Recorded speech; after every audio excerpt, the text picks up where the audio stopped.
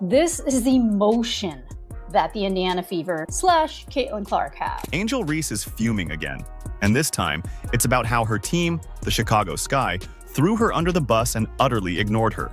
"Why are only Caitlin Clark games moving to the United Center?" she asked reporters, clearly puzzled by why her own team doesn't get the same star treatment. But let's be real. Angel may not like the answer, but it's pretty simple. People are showing up in droves for Caitlin, not her. And that's the kind of truth that hits harder than a blocked layup. My goodness. America's team versus the team who has the person who is the scourge of society. Oh, God. Oh, man. Quote, they watch for me, too. Barbie night? Which one is Barbie night? You got to think one of the two is going to be Barbie night, right? Look at this. Laughing my ass off. Caitlin is really giving every single team a fundraising game.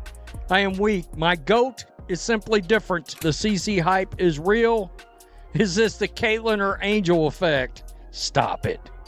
Caitlin Clark effect. GOAT. Let's go see what the Fever fans got to say. I mean, seriously, the Angel Reese effect. Sarcasm. Every venue CC plays in, the Caitlin Clark effect. I'm surprised we're not playing at the United Center. I thought that would have been really good for the game and really good for all the women's basketball fans in Chicago. So maybe there's a conflict of some sort that I don't know about. Obviously, that's a little above my pay grade. But we're excited, you know. One game at a time. Have you ever witnessed a moment in sports when everything changes overnight, when crowd sizes double, rivalries intensify, and entire franchises reevaluate their strategies? In the WNBA, something like this is happening right now, and it revolves around two rookies whose names have dominated headlines, fan forums, and social media feeds: Angel Reese and Caitlin Clark. On the surface, these two athletes both entered the league with enormous hype, each boasting impressive college resumes, legions of loyal fans, and star-quality presence. Yet if you've followed recent announcements, you'll notice a trend that casts them in very different lights. Teams across the league are rushing to move games against Caitlin Clark's Indiana Fever to bigger, iconic venues. Meanwhile, Angel Reese, who also joined the Chicago Sky with high expectations, finds herself stuck in the smaller Wintrust Arena and wondering why she's not getting the same red carpet treatment. In other words, the WNBA is at a crossroads. On one side, you have a rookie who seems to ignite entire cities simply by stepping on the court. On the other, you have an outspoken, charismatic star who believes she's just as big a draw, yet, somehow, her games remain in mid-sized arenas. Tempers are flaring, fans are debating, and front offices are making big money moves. If you've been curious about why the Chicago Sky suddenly decided to host only 2 of their home games, both against the Fever, at the massive United Center, or why Angel Reese is calling out her own team for ignoring her, buckle up. This story goes beyond personal rivalries. It's about money, identity, and the shaping of women's basketball's future, maybe even its survival. Let's explore this saga piece by piece, starting with the surprising venue shifts that many believe reveal the WNBA's new direction. The first shockwave that rocked the league came when the Chicago Sky announced they were moving 2 upcoming home games from their usual Wintrust Arena to the iconic United Center. For context, Wintrust Arena, while modern and comfortable, tops out at around 10,000 seats on a good night. By contrast, the United Center can comfortably fit 21,000 screaming fans, potentially more if you factor in standing room-only sections. That's more than double the capacity, an enormous leap for any professional team, especially for just 2 regular season matchups. At first glance, people assumed these must be special games, maybe a playoff series or a major showcase event. But then the details emerged. Both games are against the Indiana Fever, a team that has historically struggled to contend in the upper echelons of the WNBA. It didn't take long for fans and analysts to realize what, or rather, who, was driving the sudden shift. Caitlin Clark, the Fever's electrifying rookie guard who has been drawing unprecedented crowds wherever she goes. The front office tried to frame it in various ways. Statements mentioned wanting to reward fan passion and bring the best basketball experience to the biggest stage. but it's hard to ignore the straightforward economic logic. The demand for Caitlyn's games is off the charts. Ticket lines that might ordinarily snake around the block for a playoff game are showing up for a regular season match simply because Clark is on the roster. If you're the Sky's management, you can almost see the dollar signs floating above the seats. Every new seat filled is extra revenue, everything from ticket sales to concessions to merchandise. Still, not everyone was cheering. Fans loyal to Angel Reese, the Sky's own rookie star, openly questioned the decision. The subtext was clear. Is this a sign that the team values Clark more than their very own rookie? Why didn't they ever move venues for Angel's biggest games? The frustration only grew when Reese herself told reporters she was shocked and disappointed that her strong performances and media presence didn't trigger a similar move. She even suggested the organization ignored her potential to draw a huge audience. And while some of that frustration may sound like sour grapes, you can't entirely blame her for feeling slighted. She was supposed to be a massive draw in her own right, especially after her high-profile college career and her success on social media platforms. Yet not once did the Sky decide to relocate a game on her behalf. Then Caitlin Clark arrives with a fever, and boom, the big switch happens for 2 games, no less. Before people jump to label Reese's reaction as petty, let's keep in mind the bigger backdrop. The WNBA has historically struggled with attendance and profitability. Sudden changes like these don't just happen on a whim. They are carefully calculated moves, typically backed by unambiguous data pointing to one simple conclusion. Caitlin Clark is the league's biggest ticket seller right now. But is that the whole story? Not exactly. Because when you dig deeper, you'll find that these venue changes aren't limited to Chicago. A wave of similar announcements has swept the WNBA, each one painting the same picture. Wherever Clark goes, arenas get bigger. And that brings us to the simmering rivalry. To understand how we ended up here, you have to rewind to the final year or 2 of each star's college career. Angel Reese captivated audiences with her commanding presence in the paint, her fierce rebounding skills, and her unapologetically flashy persona. She didn't just play basketball, she performed it. Social media ate it up. Videos of her post-game celebrations, highlight reel blocks, and off-court candor racked up millions of views. By the time she declared for the WNBA, many believed she was poised to become the face of women's basketball, a player who could draw fans into arenas by the thousands. Then there's Caitlin Clark, who carved out an entirely different reputation. Known for her seemingly endless shooting range, fearless drives to the basket, and knack for hitting buzzer beaters, she became a living highlight reel. In college, she routinely dropped 30-plus points, peppering in half-court shots like they were routine free throws. Online clips of her stepbacks and pinpoint dimes went viral for a different reason. They showcased raw skill that felt generational. The widespread sentiment was, you have to see her play in person. Even the ways they approached fame diverged. Angel embraced the spotlight on social media, launching collaborations, doing TikTok dances, and regularly engaging with fans. She projected a people's champion vibe, making it clear she enjoyed the attention and wanted more of it. Caitlin, on the other hand, stayed comparatively low-key in personal branding, letting her on-court exploits do most of the talking. Sure, she appeared in commercials and social media posts, but her central narrative was about competition, not celebrity. By the time both landed in the WNBA, it was inevitable they'd be compared, pitted against each other, and scrutinized for every move. Reporters framed them as the 2 rising superstars. Fans argued online about who was better. Entire podcasts popped up analyzing their potential impact on the league. Some folks saw it as a blessing, 2 young stars forging the next era of women's basketball. Yet the numbers ended up telling a more lopsided story. While Angel's brand is undeniably strong, Caitlin's brand is shaping up to be unstoppable. This is the core of Angel's frustration.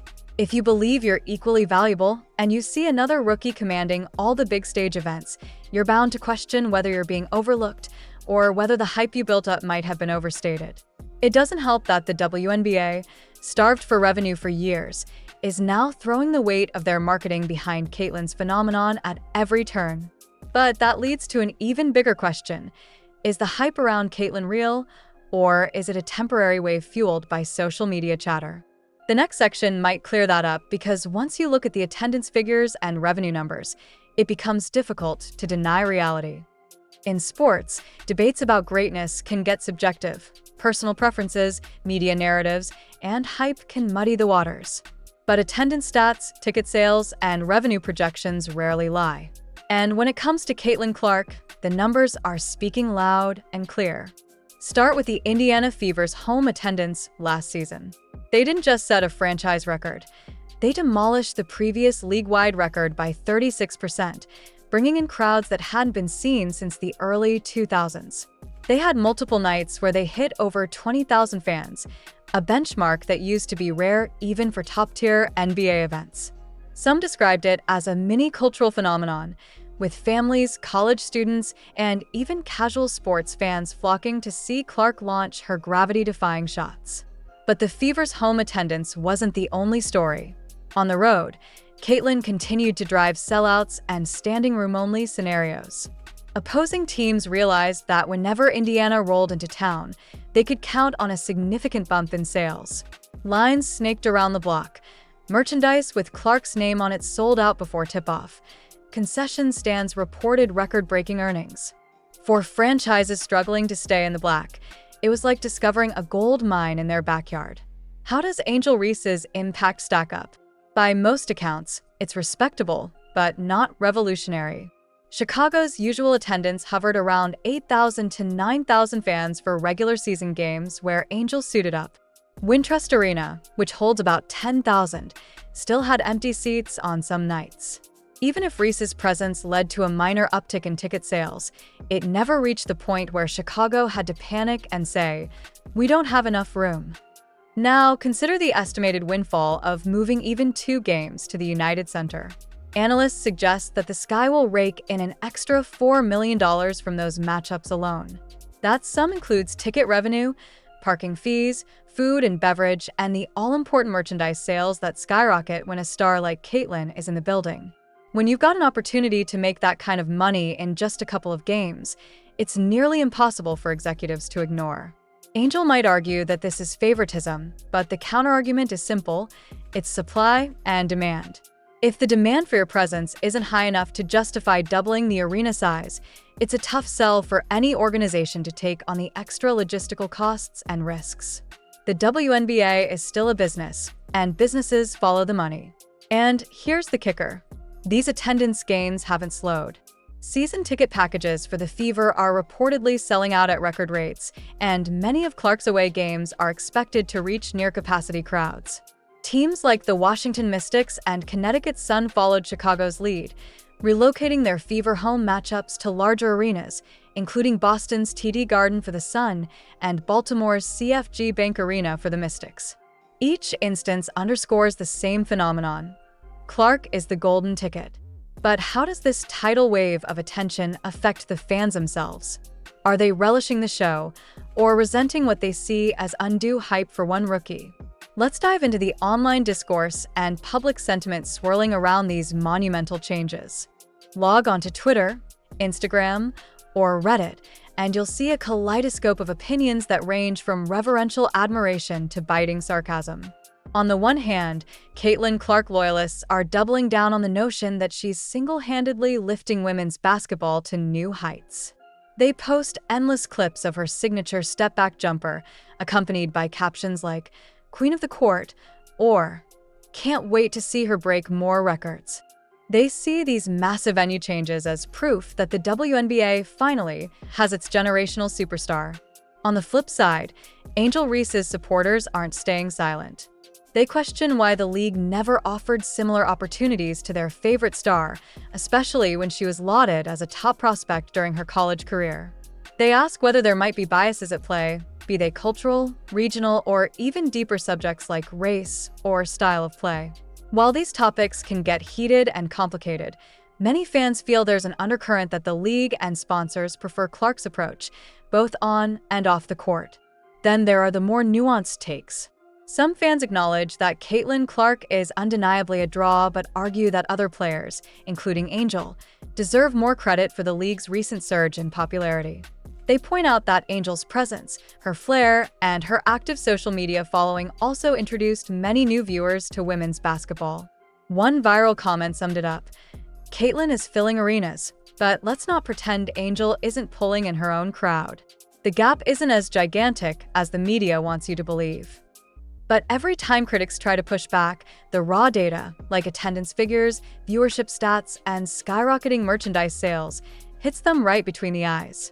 It's difficult to claim a pure media narrative when you've got entire front offices deciding to book bigger venues, just for one player's arrival. The tension is also compounded by the personalities of Angel and Caitlin themselves. Angel is outspoken, unafraid to call out perceived slights, and direct about wanting to be recognized for her impact. Caitlin is comparatively reserved and rarely addresses the controversies head-on, often deflecting praise by talking about her team's performance rather than her own. This difference in communication styles fuels fans' online arguments, with each side accusing the other of having an inferiority complex or too much arrogance. In the end, it's not just about which player is better. It's also about how fan cultures and brand building are evolving in women's basketball. Some fans love the drama. It energizes the league, sparks debates, and keeps the WNBA trending on social media in a way it never has before. Others worry it might overshadow the actual game and create resentment among players who feel overshadowed by the Caitlin Clark show. So, what does the league itself think of all this chatter? From a business standpoint, they likely see an enormous opportunity to finally break into mainstream profitability, driven by an unmistakable wave of public interest. And that brings us to the cold, calculating side of professional sports. Professional sports leagues walk a tightrope between sporting integrity and business profitability. On paper, everything is supposed to be about fair competition, athletic excellence, and fans' love for the game. Behind the scenes, though, it boils down to revenue streams, sponsorship deals, and TV contracts. If a particular player or matchup can generate a spike in all three, you'd better believe league executives will capitalize on it fast. For years, the WNBA has existed under the shadow of financial constraints, lesser-known marketing campaigns, and tepid mainstream coverage. Teams often operate with smaller budgets, occasionally leading to limited flights, subpar facilities, or compromised practice conditions. Recently, we've seen incremental improvements and expansions, but the league has struggled to match the explosive growth seen in other women's sports segments, such as women's soccer. Then, along comes Caitlin Clark, who seems to be a one-woman solution to a multitude of these financial challenges. Ticket revenues are surging, new sponsors are inking deals, and local businesses near the arenas are enjoying an influx of customers on game nights. The league's front office can pitch new TV deals using metrics that show exponential growth in live attendance, streaming numbers, and social media engagement, all driven by Clark's name recognition. So, from a purely business standpoint, focusing on Clark is the logical move. That might seem harsh or unfair if you're in Angel Reese's camp or a fan of another emerging star. But sports history is littered with examples of leagues hitching their wagon to a transcendent talent.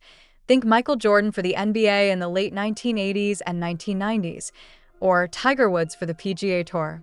When you've got a potential generational phenom on your hands, you push that storyline because it draws in viewers, sponsors, and brand deals that can uplift everyone's paycheck.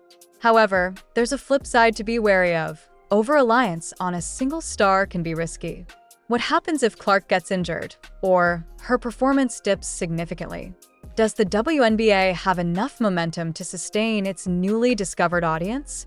Are other players like Angel Reese, Aaliyah Boston, and Aya Wilson being developed and marketed in a way that ensures the league can survive any dips in Clark's trajectory? The WNBA's leadership likely understands these risks. Still, the current moment is golden. Viewership is climbing, social media impressions are off the charts, and sponsors are paying attention like never before. The front offices of individual teams, therefore, act in their best interests. If moving 2 games to a bigger arena can produce millions in additional revenue, expecting them not to do it would be like telling a restaurant owner to refuse a dinner rush. Meanwhile, Angel Reese's frustration grows. She's openly voiced her displeasure, claiming her own team should see her as a similar draw, or at least support her in marketing endeavors that could boost attendance. But the question remains, is Angel's claim backed by tangible numbers, or is it more about perceived stature? Which leads us to her personal response and what she can do to turn the narrative around. When news broke that the Chicago Sky would only move games against the Indiana Fever to the United Center, Angel Reese didn't hide her emotions. She used words like ignored, disrespected, and undervalued in brief media scrums, making it clear she believed the organization was selling her short. Her argument? She's not just a sidekick or a second-tier star. She's an integral part of the league's growth, too. Fans of Reese point to her dynamic presence on social media. Her TikTok videos alone garner millions of views, and her previous high-profile college stints. They argue that if given the right platform and marketing push, Angel could bring just as many fans through the turnstiles. Their stance is that the franchise isn't investing enough resources in showcasing her personality and skill set, thereby creating a self-fulfilling prophecy where she remains overshadowed. What can Angel do to tip the scales in her favor? Sports analysts suggest a few avenues. Elevate her on-court performance. While Angel is unquestionably talented, if she starts posting consistently dominant numbers, like racking up 25 points and 15 rebounds per game, or developing a reliable jump shot that forces defenders to play her differently, she might become an undeniable headline. Performance always talks the loudest. Embrace rivalries on the court. Instead of shying away from comparisons to Caitlin, Angel could lean into them during games. If they end up facing each other more frequently, with high-stakes matchups that highlight their contrasting styles, she can drive storylines that make fans excited to witness Reese versus Clark, not just Clark alone. Strategic marketing collaborations. Reese might partner with major brands, philanthropic initiatives, or local businesses that amplify her name in Chicago and beyond. If every sports bar, billboard, or local radio station is talking about her, the fan engagement might start approaching Clark levels. Shift the narrative. There's a difference between complaining about not getting the spotlight and actively creating one's own. If Angel channels her frustration into a positive storyline, like working extra hours in the gym or mentoring younger players, fans could rally behind her underdog narrative, boosting her popularity organically.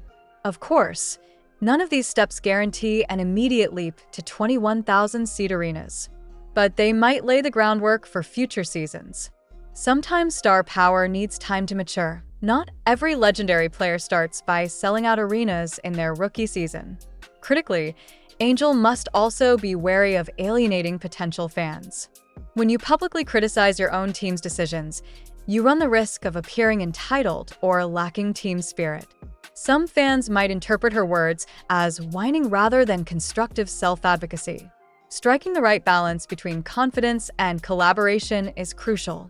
It remains to be seen if the Sky will reconsider and move one of Angel's marquee matchups, perhaps against a well-known rival, to the United Center next season. That decision would likely hinge on tangible evidence that a Reese-led event could fill the seats. Until then, she finds herself in a tough spot, seemingly overshadowed by the unstoppable wave known as the Caitlin Clark effect. The immediate drama might center on Reese and Clark, but the implications stretch far beyond two rookies.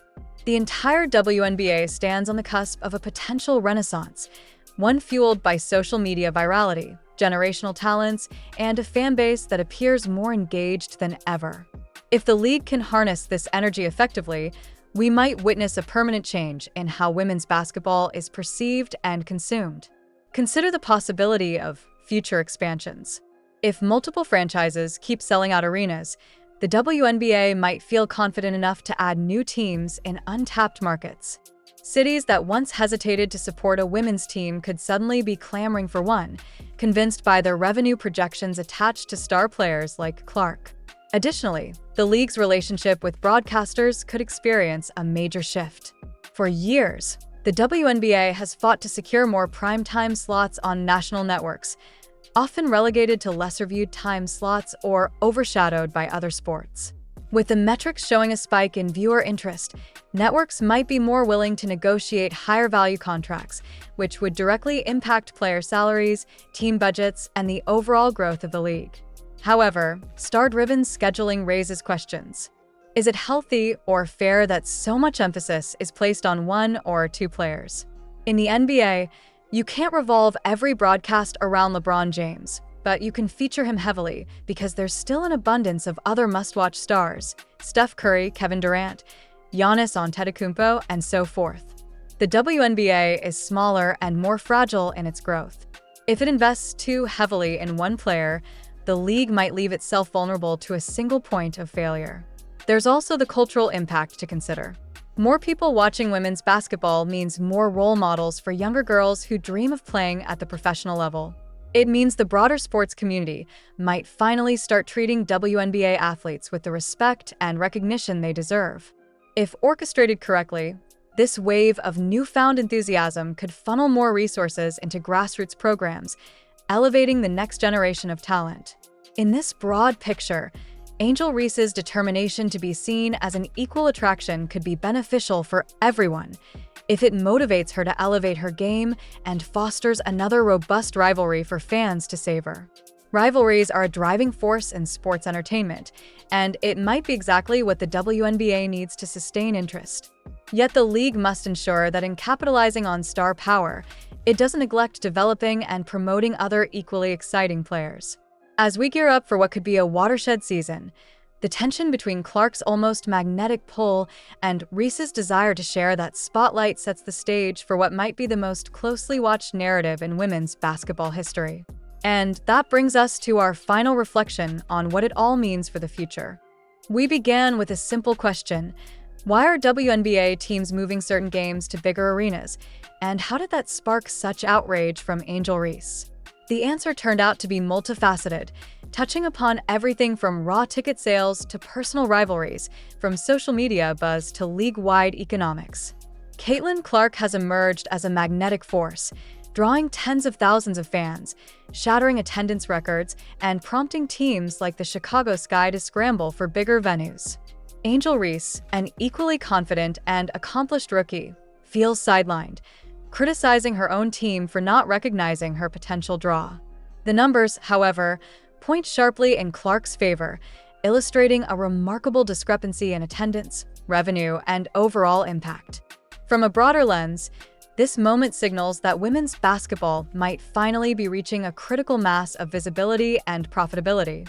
If the WNBA can smartly leverage these rivalries and maintain fan enthusiasm, we could see a transformative era where the league steps out of the NBA's shadow, forging its own robust identity. Yet the WNBA also needs to ensure it's not relying exclusively on a single superstar to carry the torch, because sustainability often depends on the collective strength of multiple marketable players. As for Angel Reese, her path forward seems clear: improve, adapt, and seize the spotlight through performance rather than public frustration. The potential for her to become a co-face of the league isn't gone. It just requires consistent, show-stopping basketball and a marketing push that resonates with fans. A year from now, maybe we'll see the Sky moving one of her marquee matchups to the United Center, too. At the end of the day, competition, both on and off the court, drives the evolution of any sport. The tension between Clark's gravitational pull and Reese's determination could spark higher-level play, deeper fan investment, and, ultimately, a better product for everyone. So, while the immediate drama centers around two rookies and the venues they draw, the long-term effect could be a significant leap forward for women's basketball as a whole. Will we look back on this period as the dawn of a new golden age for the WNBA? Or will it be remembered as an era defined by one transcendent star whose shadow loomed too large for others to fully shine? The outcome hinges on what happens next, both in the front offices that schedule the games and on the court where Angel and Caitlin continue to shape the future, one shot and one rebound at a time. Do you believe Angel Reese can ever match Caitlin Clark's mesmerizing pull? Only time will tell, but for now, the numbers and the buzzing crowds seem to favor one name above all. If you've got thoughts, drop them below. Make sure to like, subscribe, and turn on notifications so you don't miss a single twist in this evolving story. Whether you're Team Reese, Team Clark, or simply Team WNBA, one thing is for sure: we're witnessing a pivotal moment in the league's history, and it's only getting more fascinating from here.